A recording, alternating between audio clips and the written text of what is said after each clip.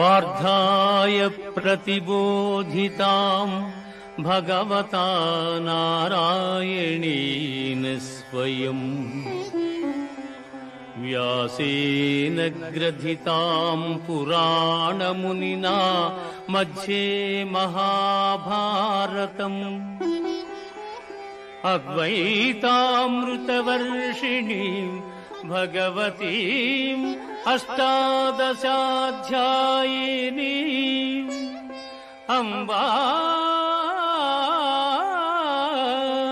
త్వామనుసందధామి భగవద్గీతే భవద్వేషిణీం భగవద్గీతే భవద్వేషిణీ. భగవద్గీత మహాభారతము యొక్క సమగ్ర సారాంశము. భక్తుడైన అర్జునునకు అనర్చిన ఉపదేశమే గీతా సారాంశము. భారత యుద్ధము జరగరాదని సర్వవిధములా భగవానుడు ప్రయత్నించెను. కాని ఆ మహానుభావుని ప్రయత్నములు వ్యర్థములాయను. అటు పిమ్మట శ్రీకృష్ణుడు పార్థునకు సారథి అయి నిలిచెను.